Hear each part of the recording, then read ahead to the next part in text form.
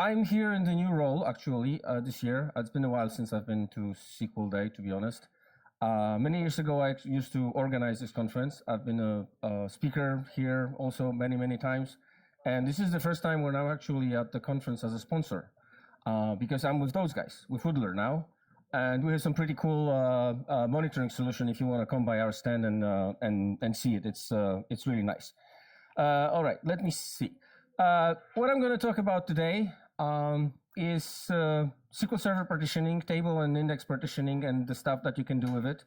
I'll show you some interesting examples and talk you through some more advanced scenarios for its use. But we will start with the basics just to make sure that everybody's on the same page and that we all understand what we're talking about, right? So this is the general agenda. I will introduce you, then talk about some basic scenarios, then go through the most typical sliding window scenario where you keep the active data, the last so many months or so many years of data, and remove the rest or archive it. And then we will go to the advanced partitioning scenario. I have one demo that I think you guys are gonna like. All right, so by the way, all the demos are done with the worldwide importers sample database, and the application that I'm going to be using is also from that example database. So it's all on GitHub. You can download it, and the link is going to be at the very end. All right. So introduction to partitioning. How it all started. So the first implementation of not really table partitioning, but so-called partitioned views was in SQL Server 7.0, which accidentally is the first SQL Server version that I worked with. And they then became updatable in SQL Server 2000.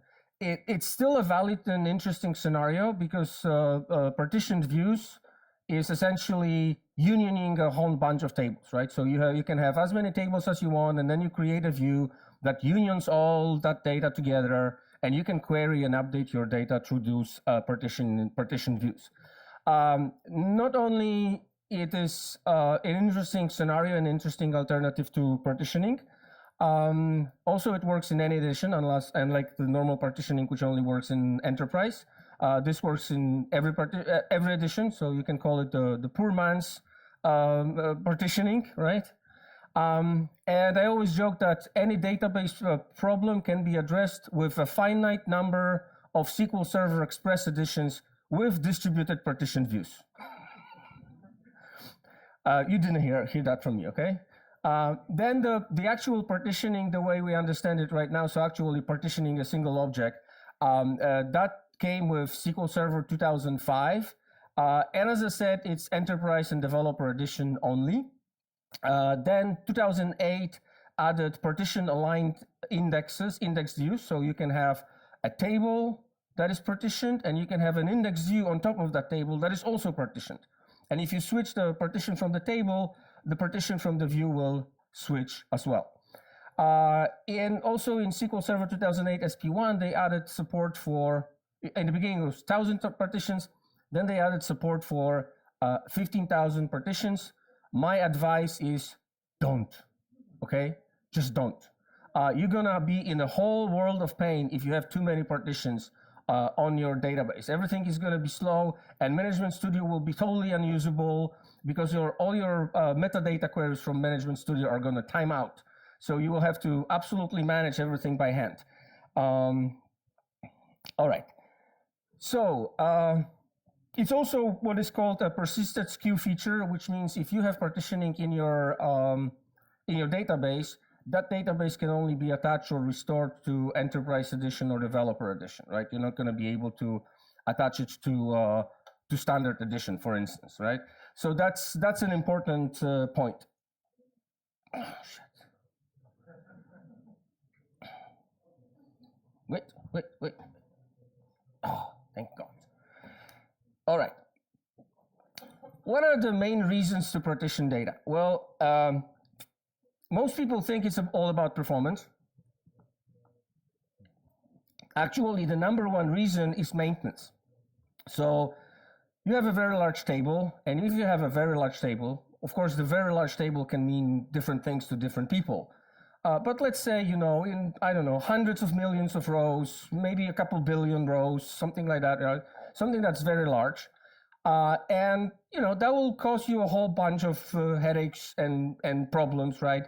Updating statistics will take forever. Index rebuilds will take even longer, et cetera, right? So it becomes, at a certain point, it becomes unmanageable. And if you try delete data from that very large table, what's going to happen? You're going to block everything, right? You're going to get a block escalated, and you're going to block all the inserts, and all your database is going to be down because you're trying to do something with that very large table. So the idea is to, divide and conquer kind of thing. Chop it up into smaller pieces so you can work with this. So the most common reason is maintenance. Things like index rebuilds, data deletion and archiving, fast data loading, statistics updates, and things like that, right? Things that you have to do regularly, for instance, deleting a lot of data or archiving some data, or maybe loading new data into a data warehouse. All those things can be done better and faster with partitioning. And then only the second reason, also splitting the database into more manageable parts in terms of backups, backing up individual file groups and so on, or having a read-only file groups, for instance, which you don't have to back up at all, only like you back up them once and then you don't have to do it again because they're read-only. And then the second reason is performance. And as you will see, I will explain in a moment, but those two goals, sometimes they work together, but in most cases they don't. So it's essentially you're going to partition your table and your indexes differently depending on what you're trying to achieve. And your partitioning for performance will likely have a completely different approach, and you might be partitioning by different set of columns than when you do that for maintenance. The reason for performance, query speed up by partition elimination. So essentially only touching those parts of the table that you're interested in, where the data that you're interested in resides, not having to go, not having to scan the whole table, maybe scanning or seeking just a small portion, etc., etc. And resolving hotspots. Actually, I have a demo on that, so I'll show you how you can resolve hotspots with partitioning. These are the two most interesting scenarios. All right. Here's what the normal table looks like, right? We call it a hobbit because it's a heap or B tree, right? So even in Microsoft, they call them hobbits, right? All our tables and indexes are hobbits.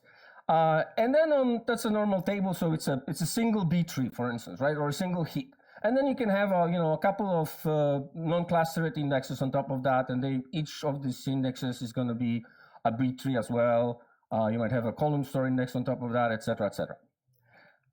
Then the partition table, here's a partition table or clustered index with 3 partitions, right? So all of a sudden, instead of one huge B tree, I have 3 smaller ones, and I can operate on each of them separately. Then when you create so-called partitioned aligned indexes, the partitioned aligned indexes are indexes that share the same partitioning function as your table. They're partitioned in the same way. They don't have to share the partitioning scheme because they might go to different file groups, but they need to share the partition function, meaning that the boundary points of where we're going to chop them up are the same. Only with partition aligned indexes, you can do partition switching. If you have not aligned indexes, you will have to drop and recreate them before you do any partition switching. So yes, you can have a non-aligned indexes. So essentially, everything is partitioned except for some other stuff. Actually, the column store has to be aligned with the. So I get it wrong here. It has to be aligned with the table. All right, the moving parts. The first and the most important one is the partition function, which divides the boundary. It defines the boundary points of your partitions. And the partition function can be either right or left, meaning the boundary value either goes to the left partition or to the right partition.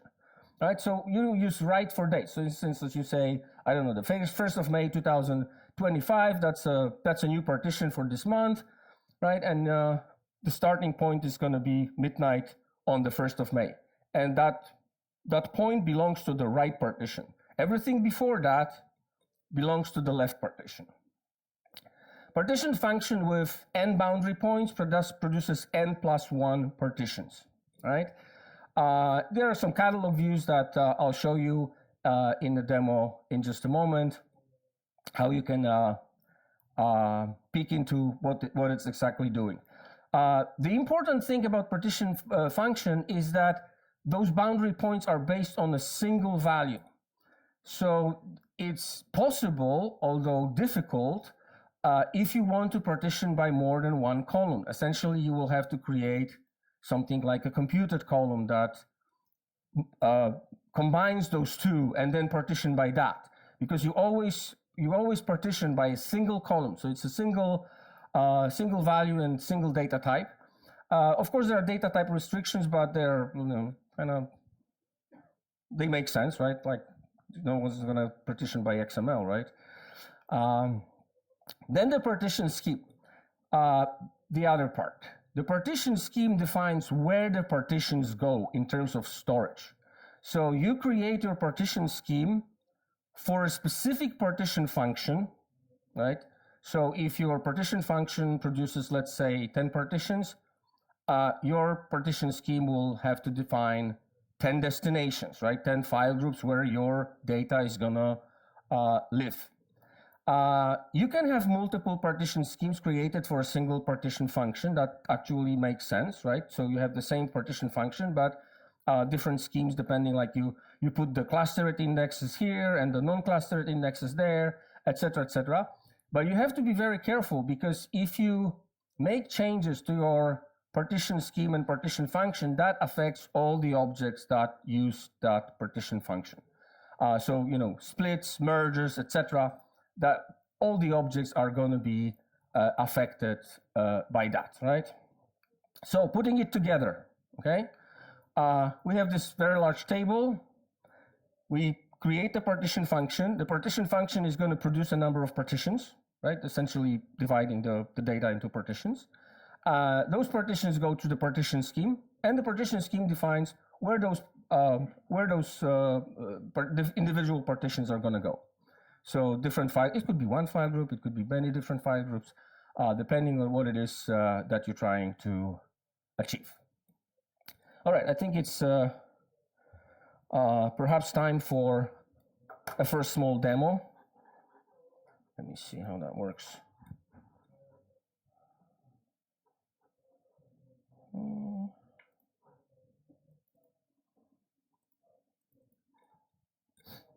Well, how am I supposed to get that on the screen?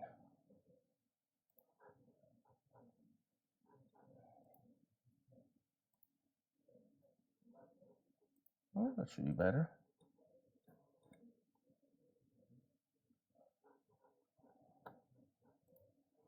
All right, there we go. By the way, I don't know if you've seen this nice, cool feature in the new management studio. It's called presenter mode. Nice, right? Dinks. All right, so I'm using the worldwide importer, so let's start with that. Let's see what we've got in the sales orders table, right? And in the sales order tables, I have actually some really old data. Most of it is from like 2014 and 2015. But hey, you know what? Let's generate some new data. Just a second.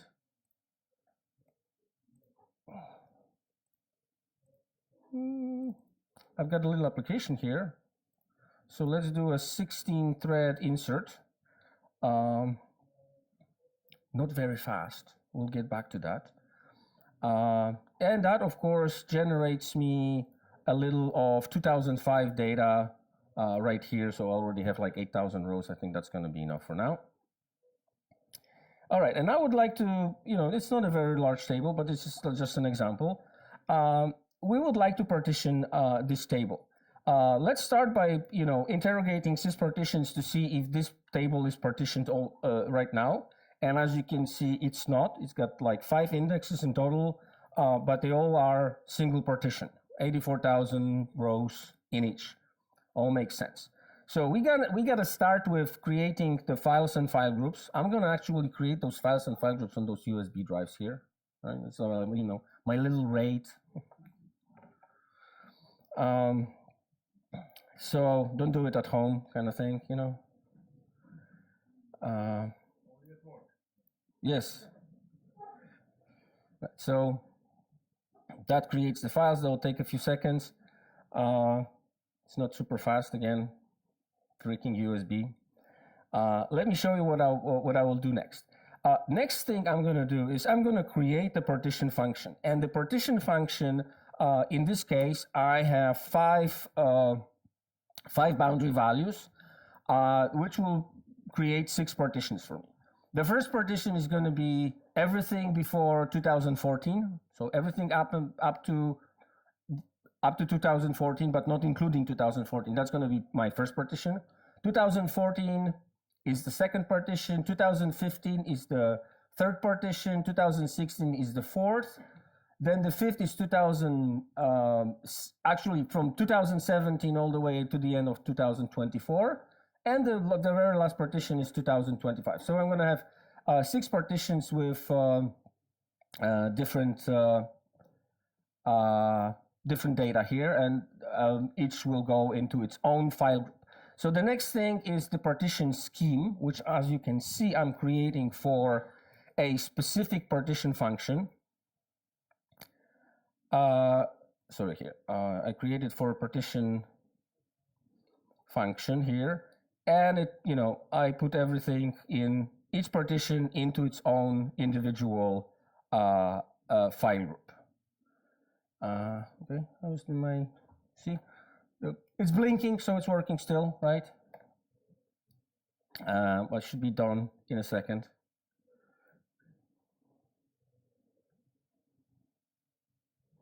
All right, I can actually go and start doing this in the other window.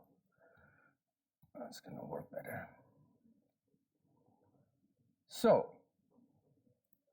let's create the partition function.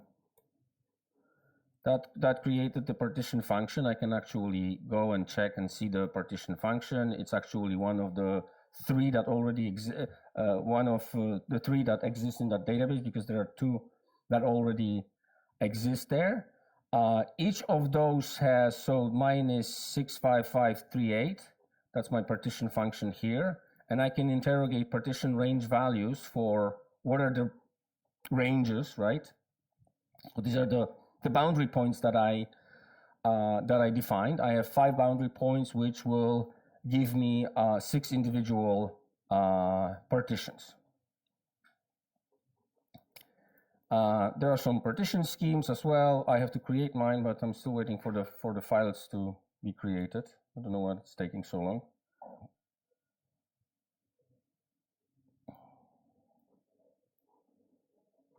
If I try it now, yeah, that actually works. That's nice. Okay.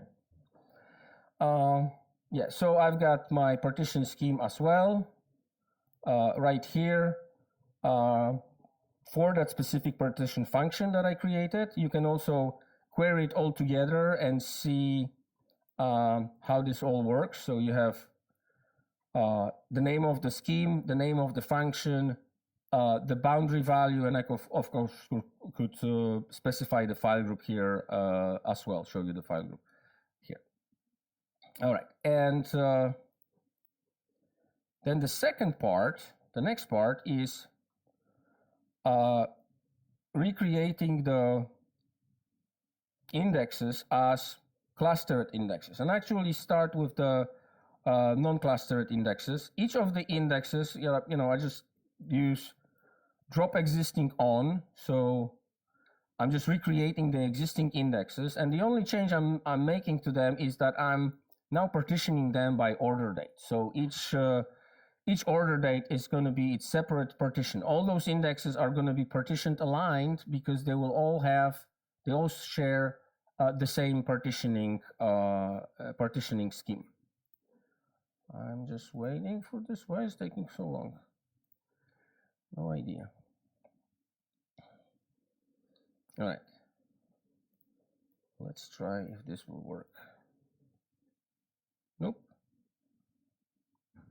Still missing one file group. Come on. The last time I tried, it took like 30 seconds. Now it's taking 5 minutes, you see? What's that? Yes, exactly, yes. When you're on stage, it always takes longer, right? That's the normal thing. All right, let's have to give it a few more moments. I do. I even reformatted the drives with NTFS so it works. Right? I don't know. The other thing is that I'm not plugged into power, so that, oh yeah, there we go. Finished. All right, so recreating the non-clustered indexes with partitioning, that actually runs pretty decently. There isn't that much data there. There we go. So one index, second index,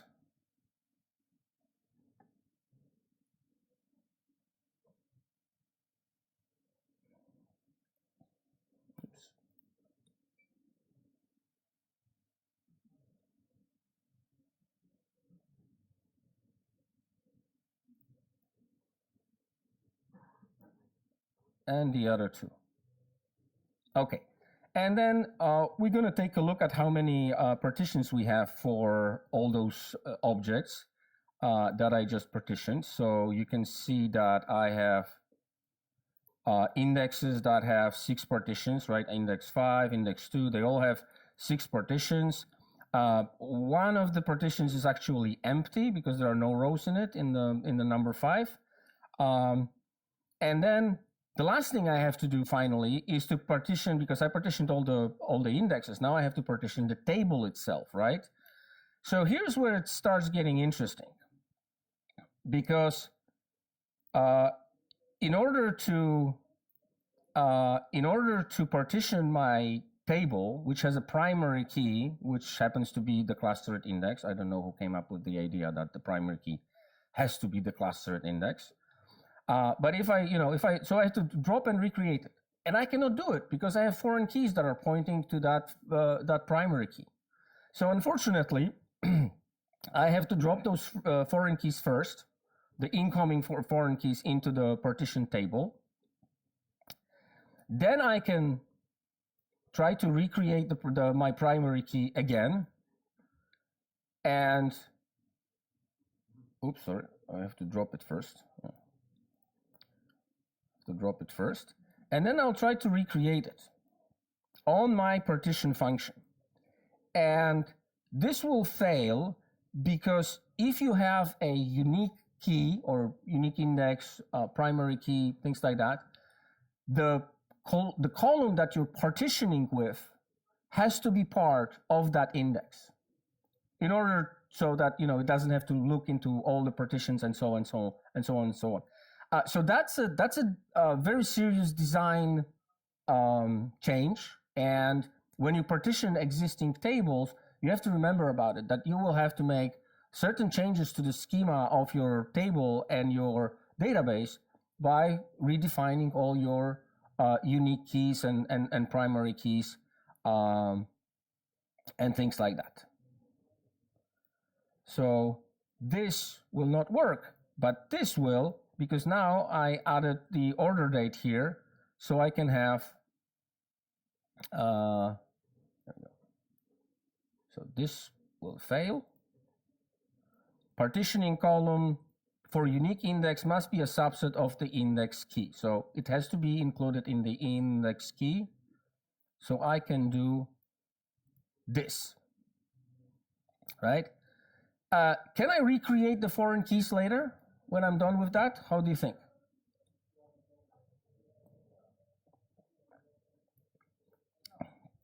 Yes, the answer is no. I'm not going to be able to recreate those foreign keys because I just changed my primary key. I included one more column in my primary key. So I can no longer have a single column foreign keys pointing to that primary key. If I wanted to keep those foreign keys in place, I would have to redesign all those referencing tables. I would have to put order date in all those other tables as well, so I can have this, 2-column foreign key that points into my partition table.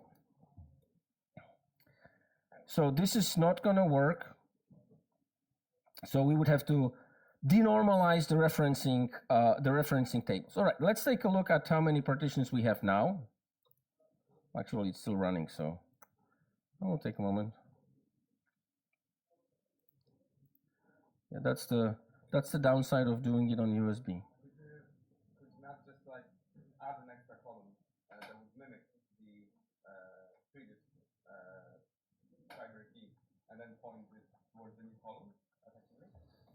Well, you wouldn't because you wouldn't be able to create a primary key or unique index on that single column. You need to include the partitioning column. The column that you use for partitioning has to be included, right? So it will always be multi-key primary key or multi-column unique index, for instance, or unique constraint, etc. This is a very serious, design effect that you have to take into account when you partitioning your tables. Let's see, I think we're done. So let's take a look at what we have in my partitions now. So all 5 of my indexes are now partitioned, each with 6 columns. They actually live on the same file groups because they're on the same partition scheme. As you can see, I have no filtered indexes, so the number of rows is the same in each partition, and so on and so on. So effectively, instead of 5 objects for that table in the database, I have 30, because all of my indexes now have 6 partitions each. All right. We went through that. So this is the most common scenario, partitioning for maintenance, as I mentioned. Switching partitions in and out. You have a very large table, I don't know, transactions, some kind of history, logs, etc., but you only need, last year, maybe last 2 years of data, etc., and at some point you need to get rid of the old data. But the table is so large that deleting those hundreds of millions of rows is not going to work. So what you do is you're just going to switch it out, switch the partition out. There are certain requirements for that, and I'll go through them in detail in just a second. But first of all, in order to be able to switch partitions, all your indexes must be partitioned aligned, right? So non-aligned indexes unless you want to drop them first. You must have somewhere to switch to and from, right? So you have your source table. You must have an archive table. That archive table has to be empty, or the target partition of that archive table has to be empty, right? You're switching into an empty object. It should, but doesn't have to, be partitioned the same way, right? So it has to be on the same storage, in the same file group, but it might not be partitioned, right? So actually you can have a situation where you switch partition from partition table to non-partition table. That's a very simple solution when you want to delete data. Switch one partition from the big table into a non-partition table, truncate that table, you're done, right? Bang. Row's gone. Without having to, minimally log, without having to log every row that is deleted. The other way is also possible. So you might, for instance, load data using bulk load into some kind of a staging table, right? Empty table, no indexes, fast table load, right? Then create indexes on that staging table, and then switch that entire staging table into one of the partitions of your target table, right? So essentially, you're moving around data without having to move around data, because all this is metadata operation only. That's the biggest advantage, right? Switching partitions in and out is metadata operation only. No data movement happens. We just say, this B tree no longer belongs to this object, it now belongs to that other object, right? It's a simple, system table change. So the sliding window scenario, classic. Let's keep the last couple years, for instance, right? And archive or delete all data with minimal downtime, no data movement, metadata only. And, well, as I already showed in the demo, forget about foreign keys. Foreign keys and partitioning, it's possible to make them work, but it's kind of awkward. So you will have to pretty much live without foreign keys if you do a lot of partitioning. And instead of that, enforce those relationships on the application level, and not in the database through foreign key constraints. So you can have outgoing foreign keys, so you can have a foreign key from the partition table to some other table, but you cannot have a foreign key incoming into your partition table. If you do, it's not going to be possible to do partition switching. So it kind of defeats the purpose. All right, sliding window.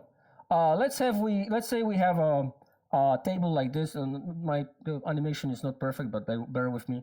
Let's say we have a table like this. So we have 4 partitions right now. The extreme, the first one and the last one are empty. This is a good design, right? You want to have it that way, because when you want to generate a new partition for like 2026, for instance, you want to split that end partition while it's still empty, so you don't have to move any data, right? So you will always have the partitions for the future already prepared. You don't want to start filling out the last partition. The first one and the last one are called guardian partitions, because they're there just for the purpose that the second one or the second to last have clearly defined boundary points, right? Because the first one and last one, they're open-ended, right? It's everything before and everything after. So you want your data in the middle partitions to have clearly defined boundaries, right? This is only 2015 and this is only 2016, et cetera, right? And these are our ordinary points. So the first thing you do, and this is our archive table, by the way. The first thing you do, you split this empty partition, right? So the empty partition for 2025, you split it, so you create a partition that's going to be everything after 2006 and after that. And then you start filling this 2025, right? So this is a split. Then let's say we just want the last 2 years, so we don't need 2024 anymore. So what we're gonna do is we're gonna switch that to my archive table, right? Just, again, no data movement. We're just reassigning partitions, metadata. I just moved my data from 2023 into the archive table. I actually have, so after that, I actually have there, I didn't put it there, but I have an empty partition there. In the place of the partition that I switched out, there's a new empty partition created. So the structure of the table did not change. It's just that the data was moved. So the last step, right? So I did split, then I did switch, and now I'm going to do merge. And the merge is essentially removing that first boundary point and replacing 2 partitions with 1, right? Merging 2 empty partitions. That's what you want to do. So a well-designed sliding window scenario will always have those guardian partitions at each end to make sure that you can operated correctly. Now, what are the partition switching requirements? This is actually quite interesting. So of course, the target table or partition has to be empty. Already covered that. The schema in terms of columns, their orders, data types, etc., has to be identical, right? It has to have identical clustered index. The non-clustered indexes don't have to be identical. You can have less indexes on the target table than you have on the source table, and then the extra ones are just going to be dropped. But you cannot have an extra one on the target table, right? So it's possible to drop indexes while you're switching, but it's not possible to create new ones. It's typically, again, typically it's identical, but sometimes it's a subset. Partitioning, if the target table is partitioned, it has to be partitioned on the same column. Not necessarily using identical partition function. It is possible to switch partition as long as the data in the partition that you're switching is a subset of what fits into the target partition. So for instance, you might have a wider partitions. As long as it's empty, it's okay, that's allowed. The data has to reside on the same file group. No foreign keys, no incoming foreign keys allowed. Actually, on the source table, it's actually allowed on the target table, but makes no sense whatsoever. No full text indexes, no XML indexes, and if you look at the Microsoft documentation, there's an article that describes those requirements. They actually said that the replication is not supported, that you cannot use either of those tables as replication sources, which is not true because it's supported since SQL Server 2008 R2 or something like that. It's actually an interesting scenario that I'll get back to. All right, so let's do this in practice. Let's see if I can do some partition switching.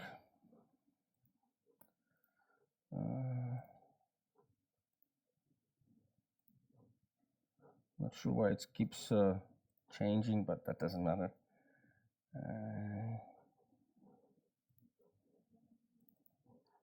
All right, so the first thing I will do is I have to create the target table, right? So in my case, it's essentially a copy of the orders table called orders archive with the same primary key and actually defined on the same partition scheme. So I create this one. Let's take a look at those partitions again, right? So I have this partition 6, which is data from 2025, and I have 11,000 rows right now, and I will switch that partition from one place to another, right? So here's the syntax: alter table, switch partition, such and such number, to the other table, the archive table, and the partition number. So I'm switching partition 6 from one table to another, bank done. Now my 6th partition is empty right here. I don't know what's at the end, but so my 6th partition of all those indexes is empty. And notice that on the archive table, I only created the primary key index. None of the non-clustered index exists on that archive table, so they were dropped during the switch. I can see the partitions of that table. So again, I have only one index, and I have data in just one partition that I switched. And then, if that's your goal, you can just do truncate table, and that's all it takes to delete. And it will take the same amount of time, never mind if it's 100 row or 100 million rows, because it's a data only operation. All right.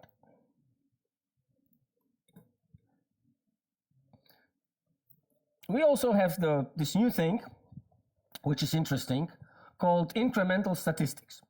The incremental stats is a relatively new feature since SQL Server 2014 that is designed specifically for partition tables. You don't use it with anything else.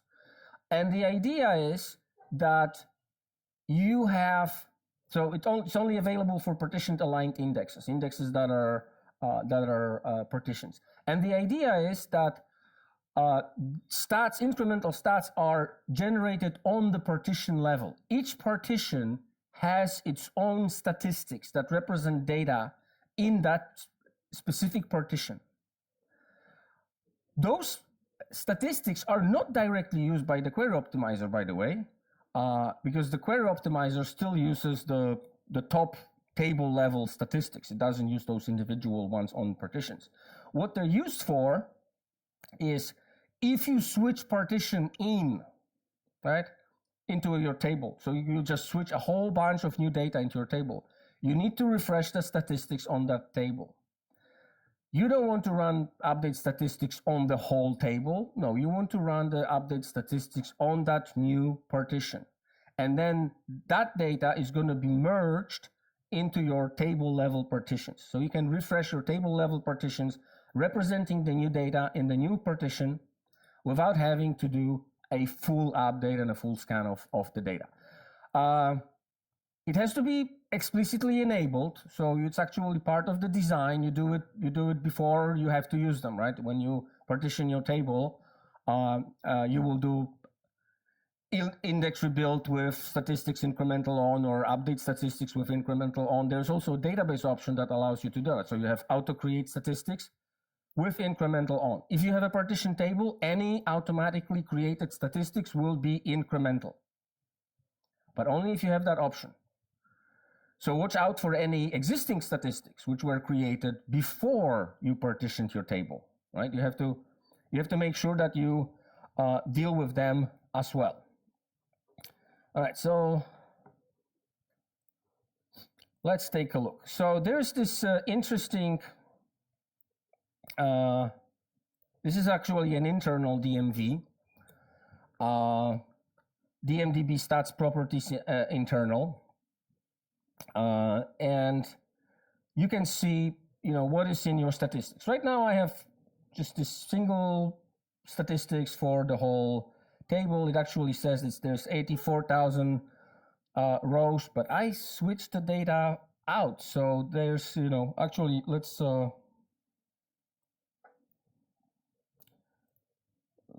do this.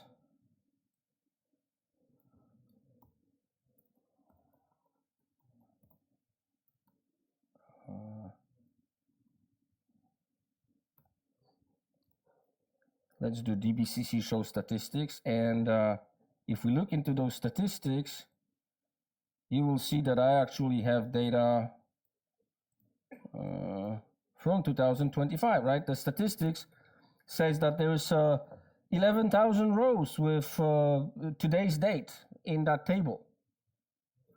But we know that those rows are gone because I just switched them out and then truncated the other table. There's nothing in the 2025 partition anymore, right? So in order to refresh that, I would have to refresh the whole thing. So I don't have those statistics, the incremental statistics turned on yet. So I'll do that for this one, and maybe for the order date let's do it for the order date as well.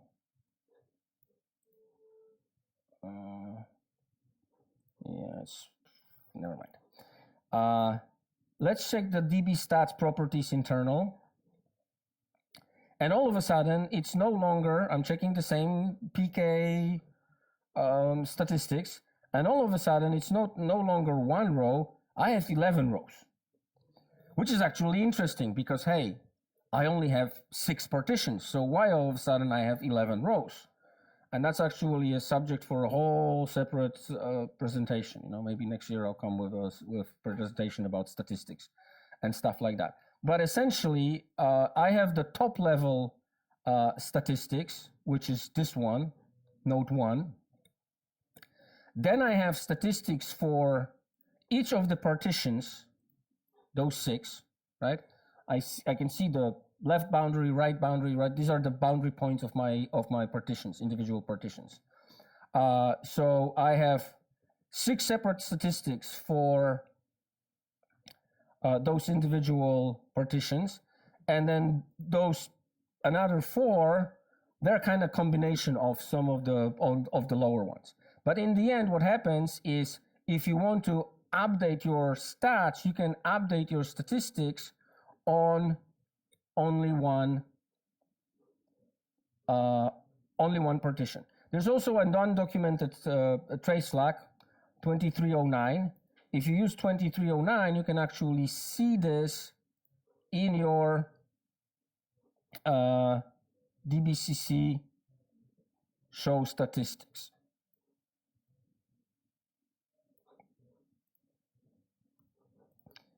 Okie dokie.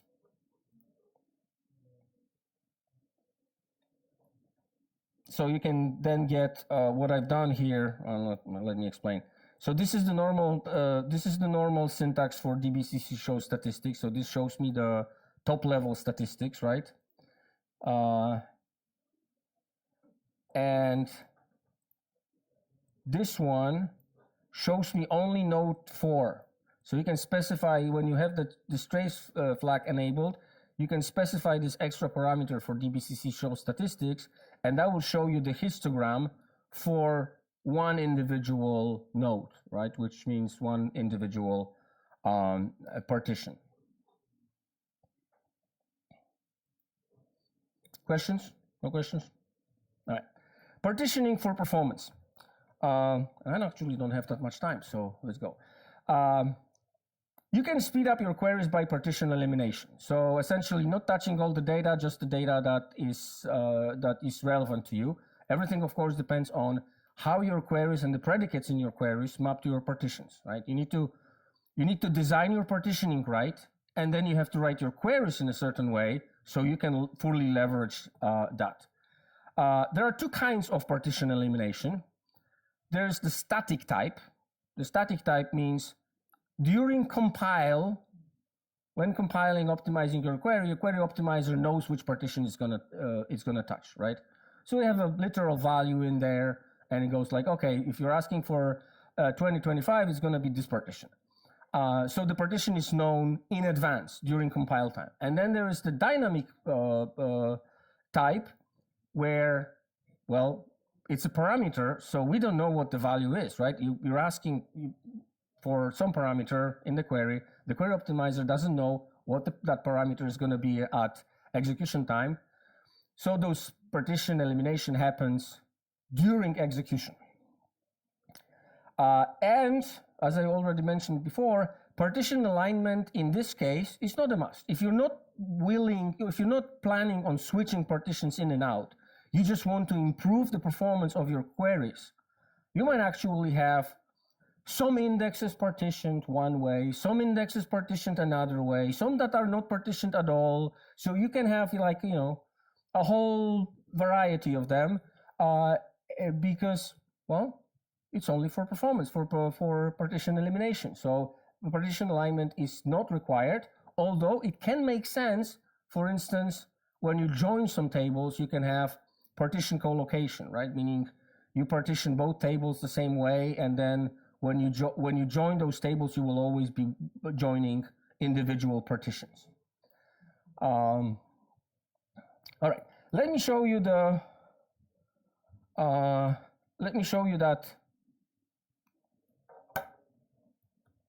that partition elimination. Just a quick demo.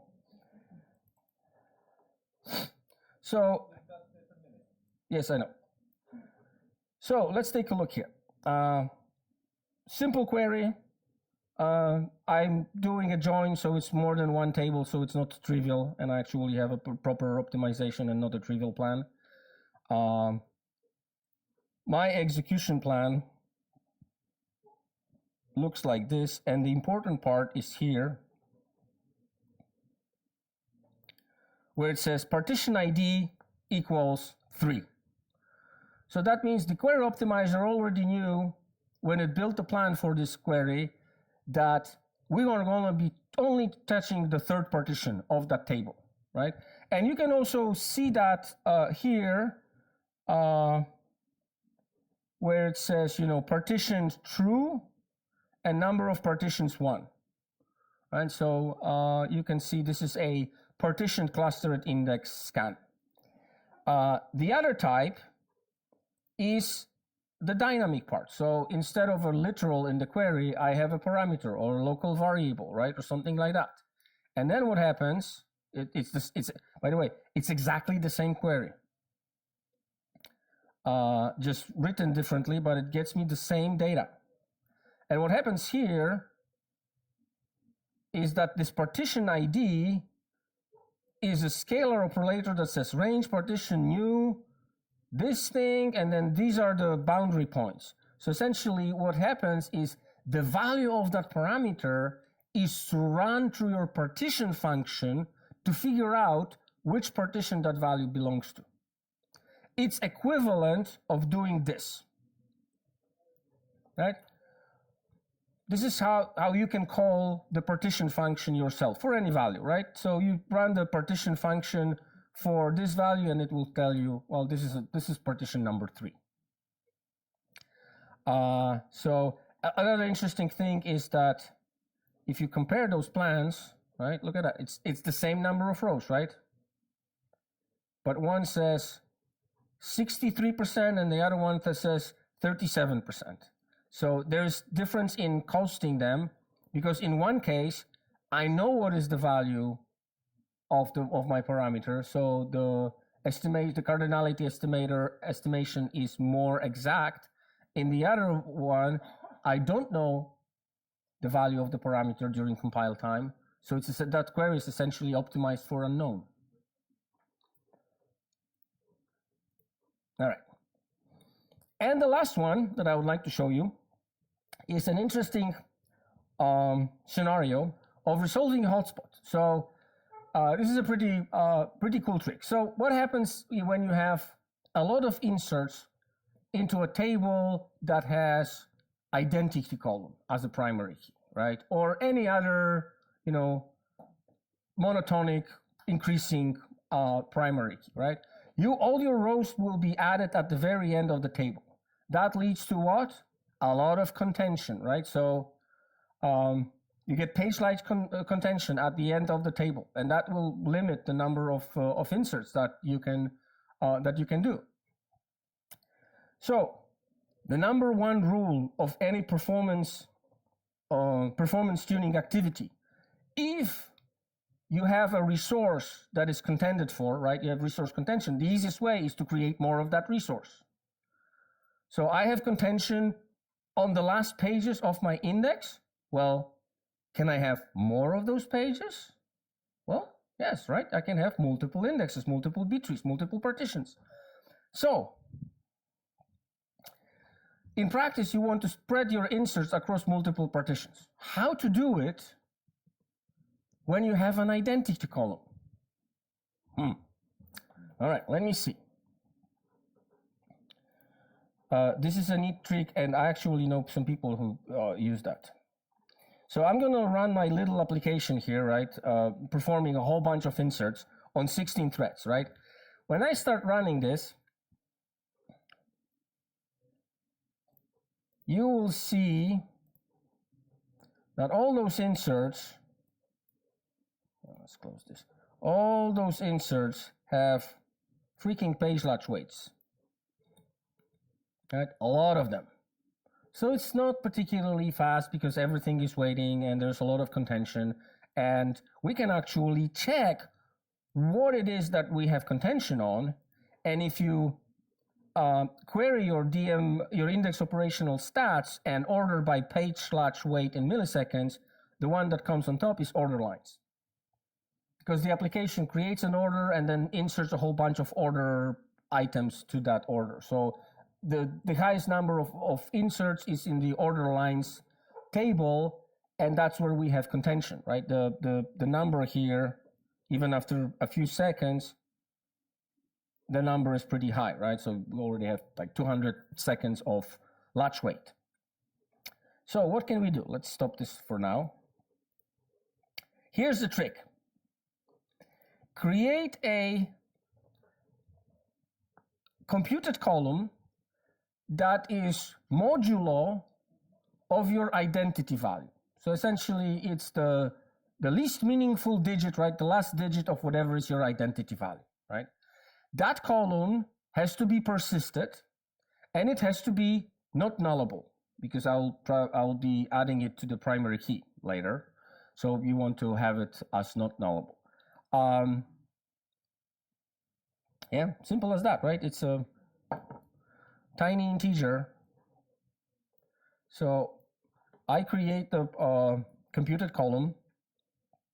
That's done.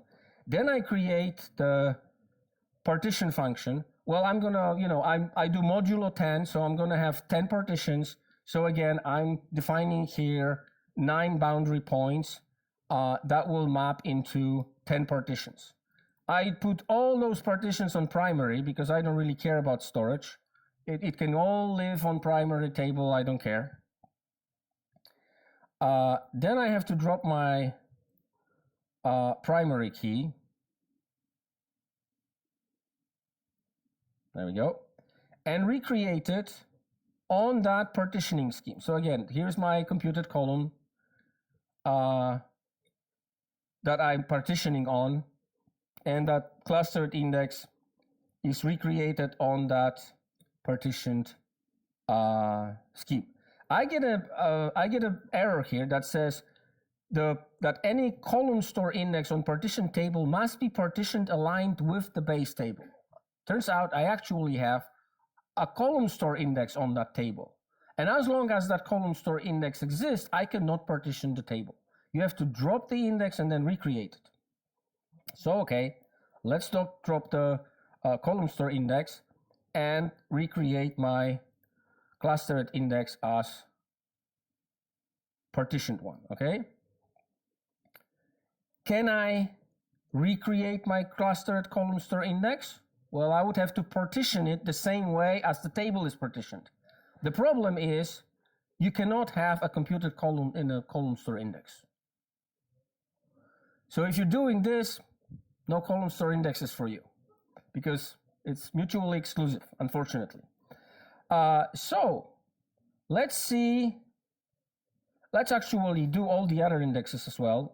This table has a whole bunch of other indexes, so we're gonna just quickly recreate them using the same partitioning scheme. That's done. Let's take a look at the partitions, right? I have 10 partitions for each index. Notice how equal they are, right? Because it's, well, modulo identity. So the distribution is almost perfectly equal across those partitions, right? And if I run this insert now again, see, it's more than twice as fast, right? A lot faster. I still get a contention, but this contention that I'm getting now, you can take a look here. I'm still getting some contention and some page latches and stuff like that. But now it's actually on the orders table and not on the order line. So I could do the same thing for the orders, and perhaps it would be a little bit more quicker. I actually got it to the point where the resource that had the most contention, where I was getting latches, was actually generating the identity value. So that one is difficult to resolve. So essentially, what I've done is I divided this table into 10 individual partitions, and my indexes are spread across those partitions in a round-robin fashion, right? And because of that, I can do it faster because I no longer have constant pressure on the last pages of that index. Now, partitioning column store. Column store is actually implicitly partitions because row groups in your column store are a lot like partitions, right? and they have metadata that tells the optimizer what values are in that particular row group. So you can also partition them explicitly as long as they are aligned with the table.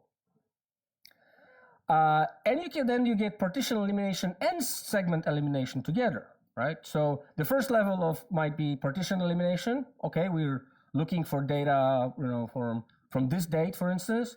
So it's going to be that partition. Then you reach into that partition.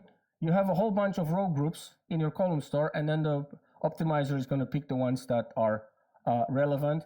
With that, of course, you can have different compression levels per partition, and so on and so on. Must always be partitioned aligned with the table.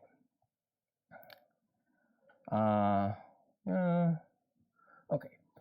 Partitioning and in-memory tables. Well, so the simple answer is no, right?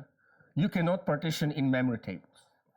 But you can actually have an in-memory table for your hot data, where you're inserting data and so on, and then have a partitioned disk-based table as an archive. And then again, have a view that combines both, right? So you can take advantage of the in-memory and the fact that it's, lock and latch free, and you can have natively compiled stored procs, for instance, for running inserts, right? And then you can have a view that combines both the in-memory data and the on-disk data into one unified table or view, right, in this case. And you just move the data around. There's actually a Microsoft article that describes this scenario, walks you through the whole thing, ready to run. All right, this is my last slide, don't worry. Other interesting scenarios that you can do with partitioning. Partitioning and indexed views. I've already touched on that, right? If the index views and tables are partitioned aligned, it's possible to switch partitions with the index view on top of them. So essentially what happens is when you switch the partition of the base table, the corresponding partition of the indexed view is also switched. Partitioning and replication. At the beginning, it did not work. Right? So when 2005, 2008, not possible to replicate a partition table. Since 2008 R2, it's supported. There are two options, the two publication options that govern that. One is allow partition switch, and the other one is replicate partition switch. So actually, when you switch your partition, that switch can be replicated to your subscriber, as long as your subscriber has the same data structure, right? Meaning it's the same partition scheme and so on. Partitioning and CDC, also possible. Well, again, this is a little bit like replication, because CDC is really replication under the hood. Partitioning and temporal tables. You can do switch into your main table, and you can do switch out from the history table, but not the other way around, right? So you cannot switch out from the main table or switch into the history table. But let's say, you have a temporal table where you have history going back 5 years, and at some point you don't want that anymore. When you partition your history table, you can then remove the old data by switching out history table partitions. Quite interesting scenario, actually. Yeah, and that's pretty much it. If you have questions, I can answer them now, or you can stop by our booth, and I'll be happy to chat with you and walk through some of those scenarios in more detail, and also show you our really cool monitoring solution. Here are the resources that I used when preparing this presentation. This is those white papers that are 2005, 2008. They're still good. They're still valid, and not much really has changed. So that would be it. Thank you very much.